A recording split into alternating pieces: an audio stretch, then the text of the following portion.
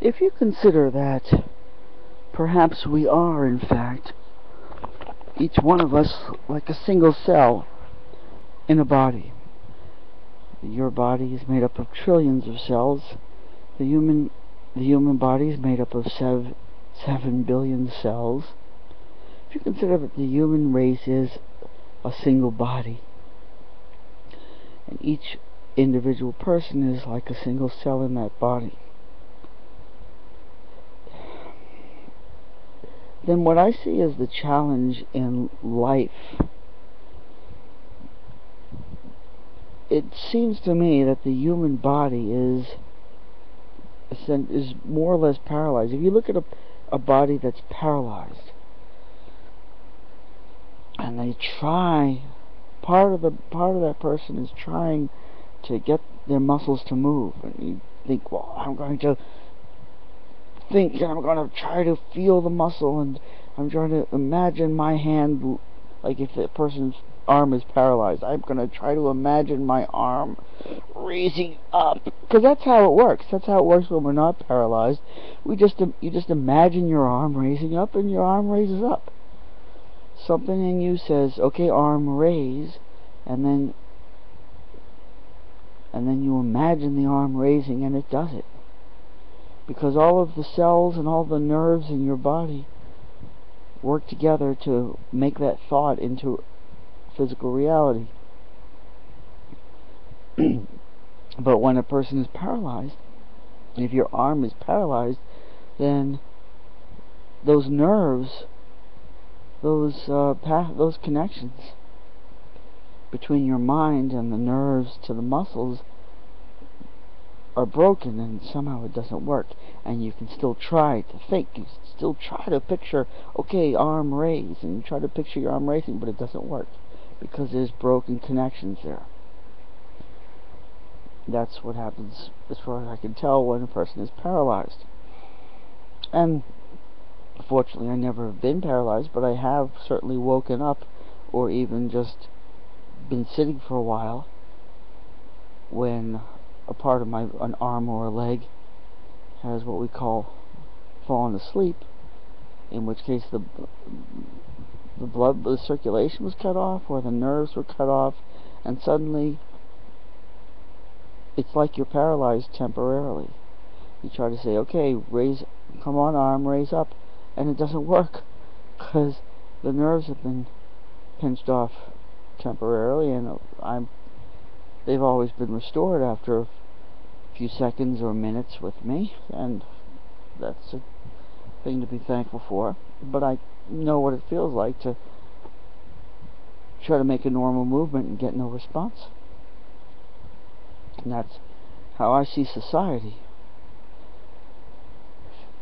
Because in order to not be paralyzed physically, in order to have your body work, you need the majority. I don't know how much you need, but you need the majority of your cells and your muscles and your nerves, your nerve pathways to work, to be able to move and not be paralyzed. And if you find that the majority of your whatever is involved, nerves, muscles, cells, are not working with you, then it's not going to work. And you might still have a minority of your cells and your nerves that are trying to do it, trying to move your arm as you think, raise up arm. But if the majority isn't working, you can't raise that arm. But people in rehabilitation and physical rehabilitation, there have been people, and that's why we have rehabilitation hospitals. There are always people who get paralyzed and then regain the use of the paralyzed parts of their body, or at least partially regain use through certain effort, through certain exercises and practices and training. They can learn to relearn the use, regain the use of a paralyzed part of their body, so they can somehow manage to build up the amount of cells and nerve pathways that are functioning to get back in functioning order. And that's how I see society. As long as the majority is not willing to see things, not willing to consider things and to think about things, then you can still have a minority that sees things clearly and that states things clearly. As long as the majority is not willing to listen and to think, the minority is going to be overruled.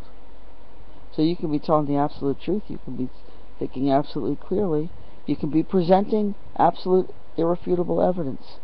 And as long as the majority wants to say, well, we're not going to listen to this, we don't care what you say, we don't consider this evidence valid, we don't accept your credentials, blah blah blah, the society remains paralyzed. Society, as human society, being 7 billion individual cells in one body,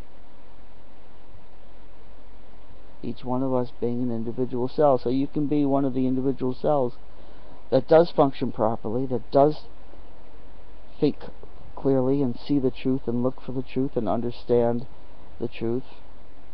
But if you're outnumbered, our society remains paralyzed.